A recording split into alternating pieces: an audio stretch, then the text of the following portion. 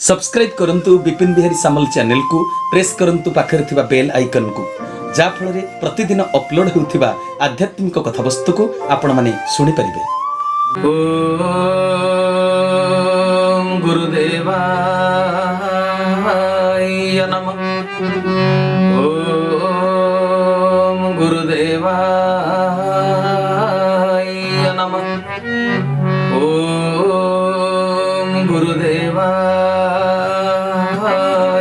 नमः। सर्वप्रथमे परम प्रेममय परम कारुणिक जगतर नाथ जगन्नाथंकर से अभय चरणारविंद जुगले परम पावन पद पंकजरे कोटि कोटि अनंत कोटि बार मानसिक भाव में भूमिपात साष्टांग दंडवत तत्परे एक कथावस्तु को श्रद्धापूर्वक श्रवण करुथिबा समस्त सदात्मा दिव्यात्मा चिदात्मा ब्रह्म जिज्ञासु भाई भौणी गणंकु मोर हृदयर गभीरतम प्रदेशरु सश्रद्ध गुरुस्वामी प्रणाम प्रीति भरा नमस्कार। गत अध्याय रे आमे आलोचना करुथिला जे व्यासदेवंकु देवर्षि नारद परामर्श दौछन्ति जगतर उद्धार पाई जगतवासींकर निस्तारण पाई आपण भागवत को रचना करंतु। भगवानंकर स्थूल लीला को वर्णना करी भक्ति तत्व को आरोप करी आपण भागवत को सुंदर भाव रचना करंतु जोटा जगत जनमानकर हित साधन करिवो आपण भी अमर हे जिवे जगत पाई। तेणु सजन वृंद सतसंगर महिमा नारद तांको पूर्व जन्मर कथा प्रसंग रे कहूतिले से पर्यंत गत अध्याय रे आमे आलोचना करिथिले। नारद कहउछन्ति जे पूर्व जन्म रे मोर माया जतबेले ब्राह्मण घरे चाकराणी थिले से साधु मानकर सेवाचर्या करी मु निजको निज मोर आत्मा शुद्ध होई गला। साधु संग करी मु एई सिद्धांत रे पहुंचिली। ओ सिद्धांत रे पहुंचिले कौन लिखिछन्ति जगन्नाथ दास से सुंदर तत्व को जे भावे भावी अप्रमादे प्राणी पड़ती कृष्ण पादे आत्मार गति प्रकाश तापत्रय जे क्षय जाई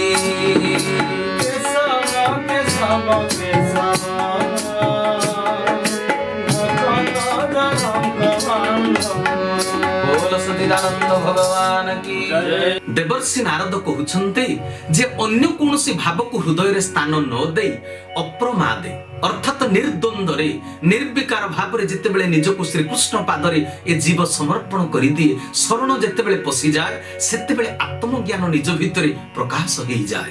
आधि भौतिक आधि दैविक आध्यात्मिक ए त्रितापरु मनुष्य मुक्ति पाई जाए। सारा जगत को क्लेश मुक्त करिबा पाई हे व्यास देव तुमे प्रयत्न करो तुमे सुंदर भागवत को रचना करो भक्ति तत्व को रचना करो तेबे जाई जनजगतर कल्याण होई परिबो समाजर मंगल होई परिबो। एबे हो सुण मुनि मोर हरि चरण मने धर कृष्णर गुण ग्राम जेते प्राणी को कह भागवते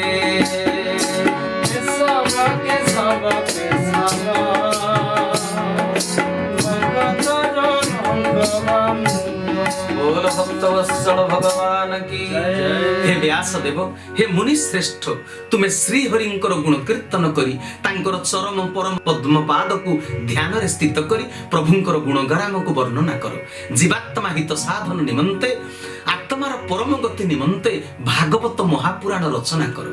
प्रभुंकर सही पावन श्रीचरण ध्यान करिबारु मते कोन मिलिछि जानंती तुमको भी सही कथा निश्चित रूप रे मिलिबो। मते कोन मिलिछि इमं स्वनिगमं ब्रह्मन् नित्य मदनुष्ठितं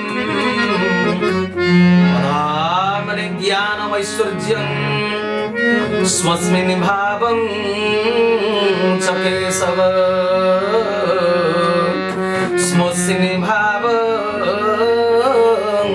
केशव।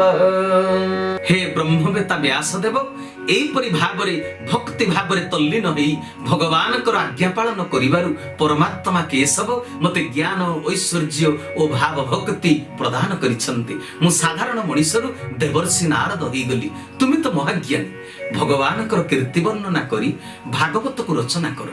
संसार विषय विषय क्लेश जनित पीड़ा पाउथिबा रोगी पाई भागवत हेबो अव्यर्थ औषध। शास्त्र पुराण अनेक रचना करी जो शांति आज पर्यंत तुम्हें पाई पारि ना हो भागवत रचना रे से शांति निश्चित रूप से तुम्हें पाई पारिबो। भगवान को स्थूल लीला वर्णना करी जगत को भक्ति रसरे रसायनित कले आत्म संतोष लाभ करि पारिबो। एबे सौनक तांको प्रश्नर उत्तर सुत महर्षि ठारू किछि मात्रा रे पाई गले। भागवत की रचना करथिले, केउ समय रे रचना करथिले, कहा प्रेरणा रे रचना करथिले, भागवत प्रथम स्कंद पंचम अध्याय सुधा ए समस्त जिज्ञासार समाधान होईछि सौनकंकर आ 88,000 जन ऋषिंकर जो माने नैमिषारण्य रे बसिछन्ति। तेणु सजन वृंद एबे नारदंकर एतक पूर्वजन्म कथा शुणिला परे व्यासदेवंकर भितरे कौन प्रतिक्रिया हैला केडे सुंदर भाव रे जगन्नाथ दास रचना करिसंते। व्यासदेव मध्य संस्कृत भागवत रे उल्लेख करिसंते। व्यासदेव कहउछंती, हे देवर्षि नारद, जेतेबेले अरण्य प्रदेश को ब्राह्मण को घर छाड़ी साधु सन्थ माने चली गले सेतेबेले आपन को से कृष्ण मंत्र प्रदान करी दीक्षा देले। हेले आपण सेतेबेले बालुत बयस रे तो थिले, साधु सेवा द्वारा आपण को भितरे भगवत चेतना जागृत हैला।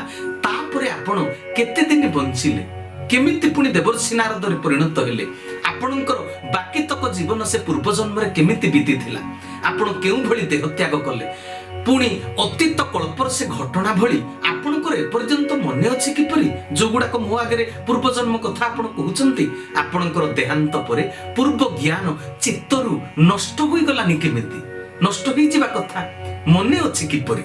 नारद केडे सुंदर भाबरे कहउचंती। नारद कहिले, हे व्यासदेव, मते परम ज्ञानी साधु माने दीक्षा देई गला परे मोर अल्प दिन मध्यरे जीवनर गतिपथ बदली गला। मो मन टाणी हेउथाय से प्रभुଙ୍କ आडकू सदा सर्वदा प्रति मुहूर्त। हेले मोर मां सर्वदा मो आडकू टाणी हेउथाय, से चाहू न थाए मो मां जे मो वैराग्य पथरे जाए बोली। निजे न खाई मते से खुआई पियाई मनीष करिवार चेष्टा रे सर्वदा चेष्टित थाए। से मते सब बेले निजे न खाई खुआउ थाए, निजे न पिंधि पिंधौ थाए, मते स्नेह श्रद्धारे टाण करी ता स्नेह बंधन रे बांधी रखिबाकू चेष्टा करुथाए। मो प्रति तार आसक्ति रहिबा मध्ये स्वाभाविक कथा। मां ना गर्भधारण करी जन्म देइछि, मो छडा पुनी तार संसार रे अन्य केही निजर बोली न थांती। जन्म करिथिबा मार स्नेह समस्तଙ୍କ ठाରୁ निश्चय रूप रे अधिक। ए जगत रे जेते प्रियजन होई थांतु मार स्नेह सबठाରୁ अधिक। माँ को जेते आघात देले भी पुओ माँ परवर्ती अवस्था रे ता माने मस्तिष्क को से बदली दाए। रागी थिले भी से शांत पड़ी जाए, कारण ताको से जन्म करिछि। कष्ट रे अर्जन करिथिबा संपत्ति को समस्ते जत्न करंती, साइति रखंती, नष्ट होई गले मन दुख करंती।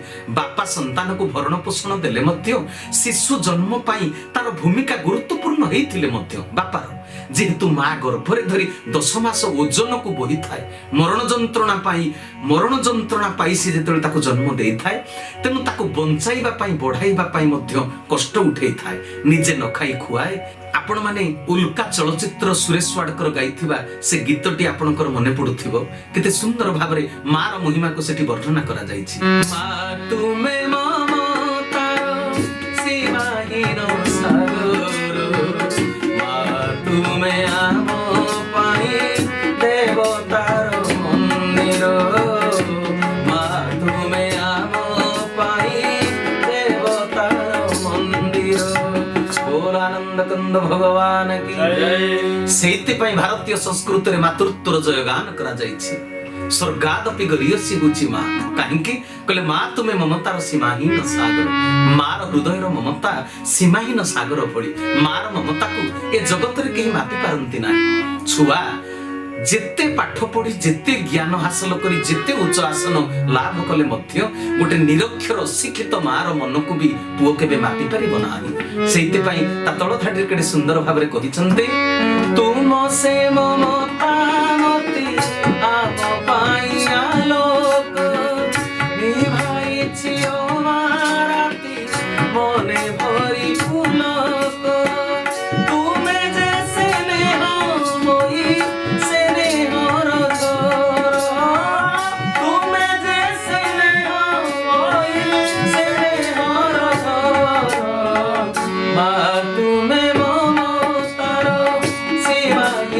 सागर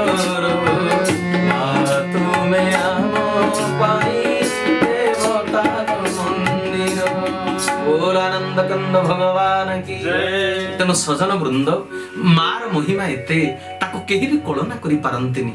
ଅକଳନା ସେ ମାର ମମତା, ମାର ସ୍ନେହ, ମାର ଶ୍ରଦ୍ଧା। ତେଣୁ ସଜନ ବୃନ୍ଦ ମାର ମମତାକୁ ମାପିବା ପାଇଁ କାହା ପାଖରେ ମାପକ ଯନ୍ତ୍ର ମଧ୍ୟ ନାହିଁ।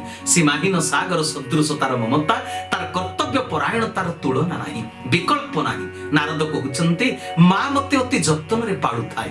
ବ୍ରାହ୍ମଣ ଘରେ ଦାସୀ ଭାବରେ ଥାଏ। ଅଧିକ ଅନ୍ନ ଖାଇବାକୁ ତ ମିଳେ ନାହିଁ। ଯାହା ଅନ୍ନ ମିଳେ ମୁଁ ଖାଏ। ମୁଁ ପେଟ ଭରି ଖାଇସାରିବା ପରେ ଯଦି କିଛି ବଳି ପଡେ ତେବେ ଯାଇ ମୋ ମା ତାକୁ ଖାଏ। ମଣିଷ ଯେଉଁ ସୁଖ ଦୁଃଖ ଭୋଗ କରେ ସବୁ ତାର ଅବଶ୍ୟ କର୍ମଫଳ। ଅନ୍ୟ ଘରେ ଯିଏ ଦାସୀ ଅଛି ଚାହିଁବା ମୁତାବକ ତାକୁ ବା ଖାଇବାଟା ମିଳିବ କେଉଁଠୁ?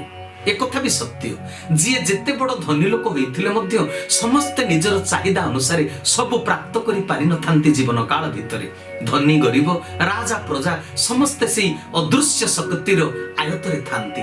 ନାରଦ ସେଇଥିପାଇଁ କହୁଛନ୍ତି, କେତେ ସୁନ୍ଦର ଭାବରେ ଜଗନ୍ନାଥ ଦାସ ସେ ପଦକୁ ଉଲ୍ଲେଖ କରିଛନ୍ତି। ସଂସାର ଈଶ୍ୱର ଆୟତେ କାଷ୍ଠ ପିତୁଳି ଯେନେ ହସ୍ତେ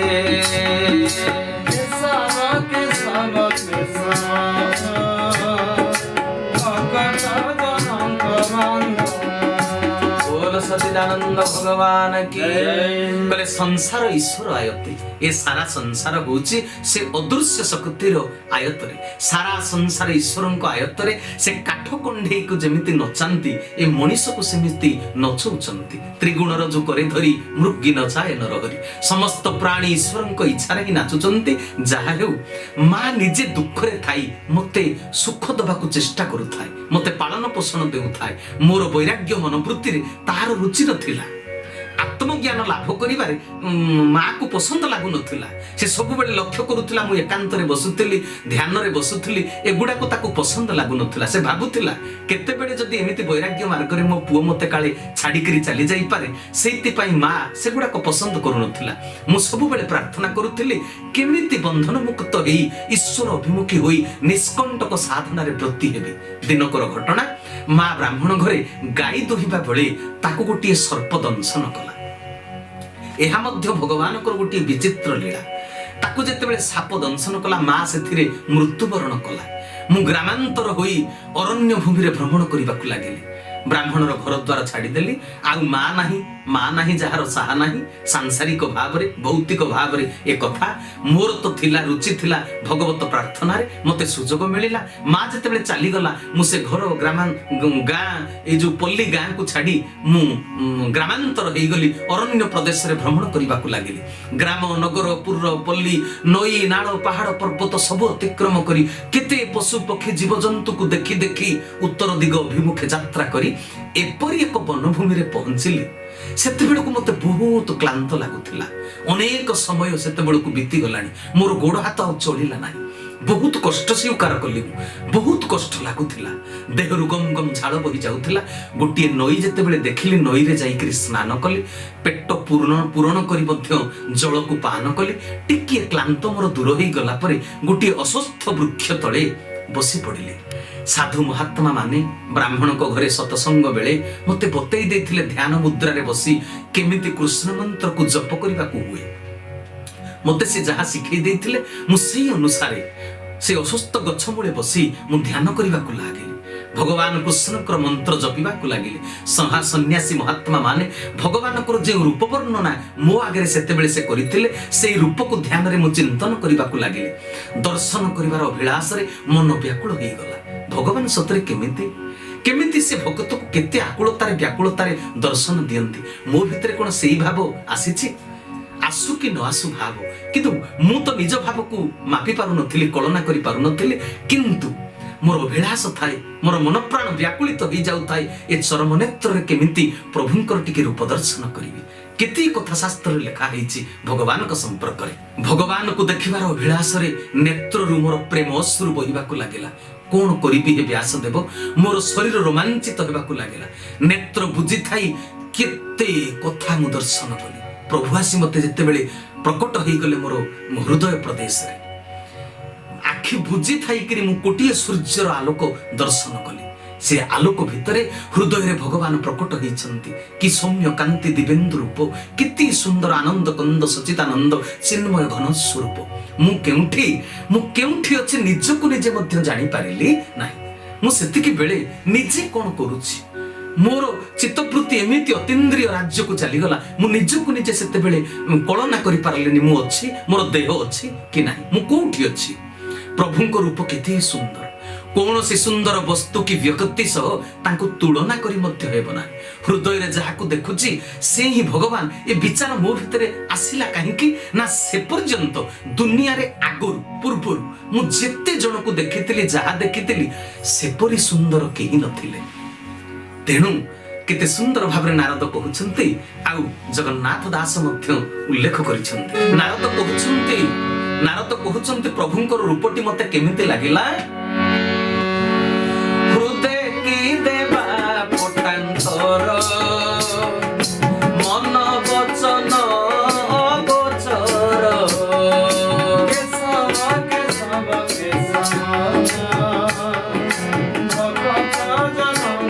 बोल आनंद कंद भगवान की बोल देवर्षि नारदंकर बोल कृष्ण दीपायन व्यास महाराज की तेरे सजन वृंद कहले की पटांतर देवी से रूपर की तुलना करिबी जहां हृदय रे देखिली तांकर पटांतर नाही मन केबे से परि रूप को आगरु माने आखी से रूप को केबे देखि नथिला मन मध्य से रूप को देखिबार केबे कल्पना सुद्धा करि नथिला वचन रे माने कथारे तांकर से रूपर वर्णना मध्य करि हेबो नाही मु जहा देखिली वचन अगोचर से विचित्र रूपर महिमा केवल एतिकी कहि हेबो हे व्यास देव से रूप को देखिला मात्रे निजर स्थिति आ मने रहिला नाही देह मन सुख दुख ए जो मोर देह मन सुख दुख रु ऊर्ध्व को चली गला सुख दुख रहित होई गला क्षणिक मध्य रे पुनी से अंतर्ध्यान होई गले जो सुंदर रूप को देखुतिली आ से रूप को देखिबा को मते मिलिला नाही चमकी पडिली आउ थरे देखिबा को चेष्टा करी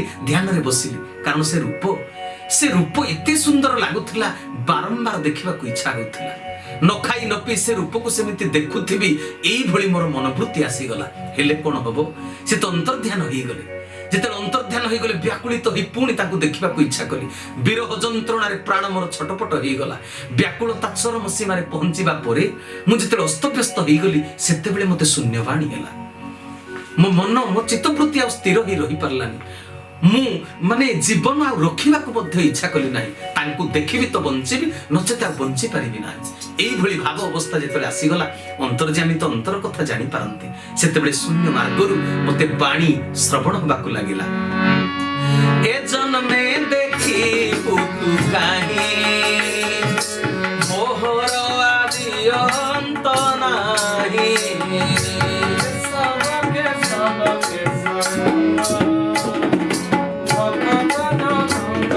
बोल भक्त वत्सल भगवान की शून्यवाणी हेला रे बालक ने रे निष्पाप बालक तोर हृदय रे मो प्रति भाव भक्ति अछि हेले मते दर्शन करिबाटा एते सहज कथा नुहे ए जन्म रे तू आउ मोर से दिव्येन्दु रूप मोर जो सौम्य रूप मोर जो सुंदर लावण्य रूप जोगी मुनि ऋषि माने जुग जुग तपस्या करी उइहुंका ही गले मध्य जाहाको दर्शन करि पारु नाहंती मोर से दिव्य रूप को तू आउ ए जन्म रे दर्शन करि पारिबु नाही प्रभु शून्य मार्गरु अति मधुर गंभीर स्वर रे मते ए कथा कहिबा को लागिले ए जन्म रे माने इहो लोक रे थाई तू आउ से दिव्य रूप को दर्शन करि पारिबु नाही मोर आद्यंत कल्पना करिबा सहज नुहे रे निष्पाप बालक कामना वासना युक्त अशांत जोगी माने मध्य मोर दर्शन पांति नाही नाहम तिष्ठामि वैकुंठे जोगीनां हृदये नच जोगी माने मध्य मोर दर्शन पांति नाही तुमे अल्प बयस रे साधु जनक सेवा करिथिबारु सेवा कार्पण्य भक्ति बळे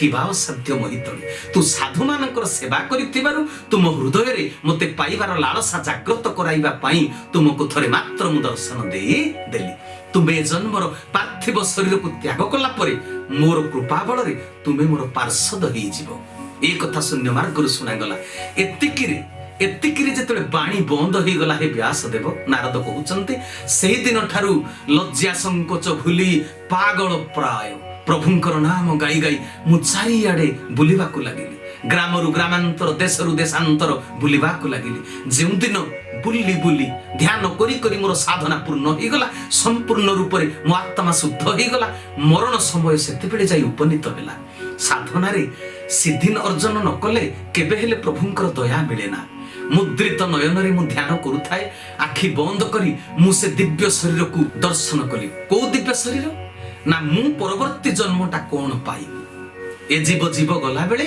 जहाँ से देखी थाई डोले भय चिंत तार रूप जन्म ही घेनी से रूप एक कथा अच्छे एकादश स्कंदरे तेणु सजन वृंद जिते बेले मोर प्राण छाड़िबा को बसिला माने पिंड को छाड़ी आत्मा जीव सेतिकी बेले मु से दिव्य शरीर को दर्शन कली से शुद्ध भगवत पार्षद शरीर धारण मु करिछि ए कथा मु दर्शन कली कल्प अंते कल्प जिते सरीबा को लगिला से कालांतरे समय अतिक्रांत जिते गला गोटे कल्प प्रलय जल नारायण जिते जोगनिद्रा कले सेतिकी समयर कथा सेतेबेले तो समग्र सृष्टि पुणी भगवान को देहरे समाहित हो जाए नारायण जितेबेले जोगनिद्रा गले प्रलय काल अंत काल ब्रह्मा समग्र सृष्टि को समाहित करी प्रभु को हृदय प्रवेश करने को उद्यत हेले सेतेबेले ब्रह्मा को श्वास रे मोर आत्मा प्रवेश कला 1,000 चतुर्युग बीतीगला पुणी जेबे नूतन सृष्टि निर्माण हैला मरीचि आदि ऋषि मान सहित मु मध्य प्रकट हेली प्रभुंकर पार्षद होई देवतार परिचय वहन कले हेले देवता मानक भली भोगविलास न करी वैराग्य पथरे थिबारु मोर परिचय हेई गला देवर्षि नारद तेबे सजन वृंद नारद तांकर पूर्वजन्मर कथा कहू कहू व्यासदेवंकर प्रश्न उत्तर देई केमिति सी पार्षद हेई गले प्रभुंकर ए कथा को से वर्णना करिसंती तेबे आजिर अध्याय को एठी निश्चित रूप रे आमे विश्राम दबा परवर्ती अध्याय को अपेक्षा करिबा तेबे कोन नारद पुणी परामर्श देई जाउछंती कोन सुंदर सांत्वना बाणी दउछंती व्यासदेवंकु परवर्ती अध्याय तार आलोचना आमे जारी रखिबा तेबे वर्तमान कथावस्तु को एठी विश्राम देली परवर्ती अध्याय को अपेक्षा करी हरि ओम तत्सत हरि ओम तत्सत हरि ओम तत्सत श्री केशवार्पणमस्तु श्री केशवार्पणमस्तु श्री केशवार्पणमस्तु श्री केशव शरणम श्री गुरुस्वामी शरणम श्री चरमनाथ शरणम समस्त को विदायकालीन सप्रेम गुरुस्वामी प्रणाम प्रीति भरा नमस्कार।